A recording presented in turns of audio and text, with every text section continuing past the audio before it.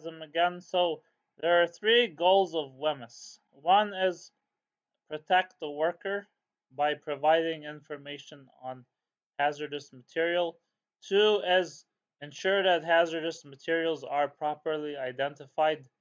And three, ensure that the requirements for information on hazardous material are consistent across the country. And so we do that again through three things: educating workers, labeling products, and providing a safety data sheet for each product. So, education includes the content and meaning of the label, the content and meaning of the safety data sheet, the purposes of identification, and its significance. So we want to be able to understand like the words on the identification. So if a product says corrosive or oxidizing or flammable, what does that actually mean? What's that going to do? And then we want to know how we can identify a hazardous material, how to store it safely, how to handle it safely, how to use it safely, how to dispose of it, and then emergency procedures in case it gets spilled or it gets on your skin or it gets in your eye or you eat it or whatever happens. And after you do your training, you must be given a test and you must be able to answer the questions. So we have to test you to make sure you actually learned all this stuff.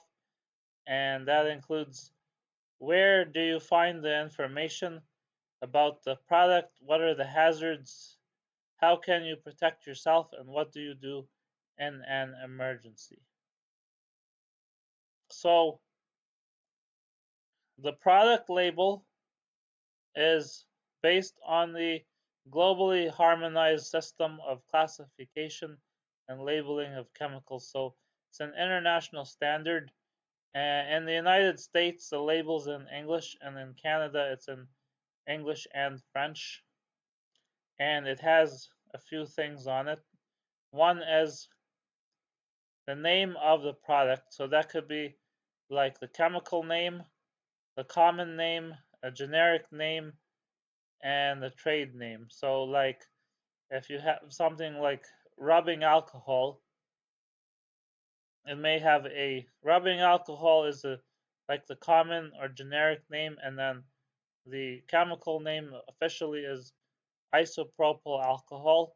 So a lot of products have two or three or four names because there's a every chemical there's an international standard for naming chemicals based on their chemical composition.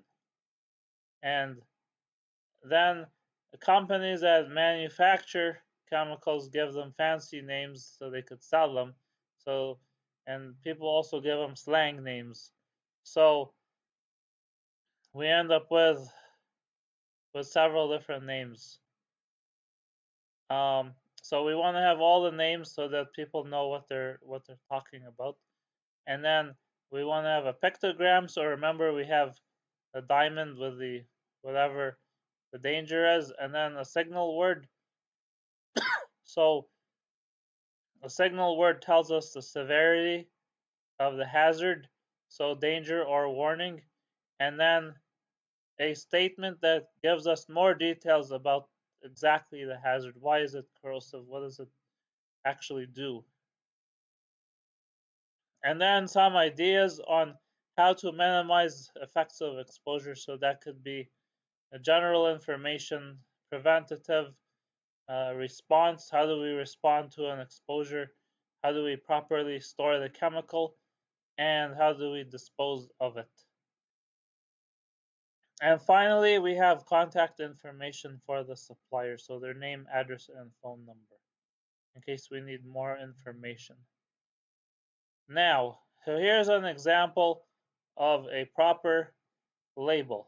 We've got it's dangerous or poisonous, and so we've got a poison symbol, and we've also got another warning symbol, And so here we've got the name of the product up top and danger, fatal if swallowed, and causes skin irritation.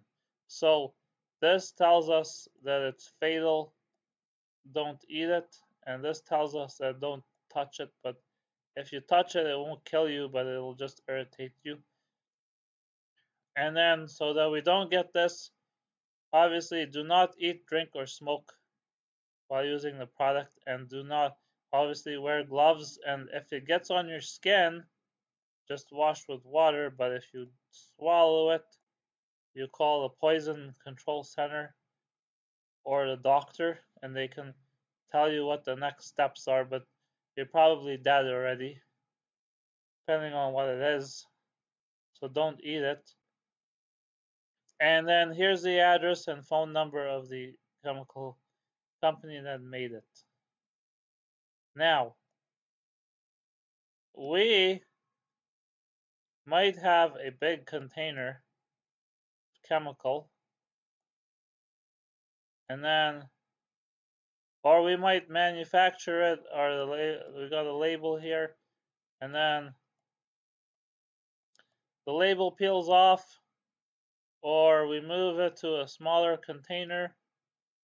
So we must make a new label, or we make the label because we made the product on site to use. Maybe it's a intermediate product in our manufacturing process. So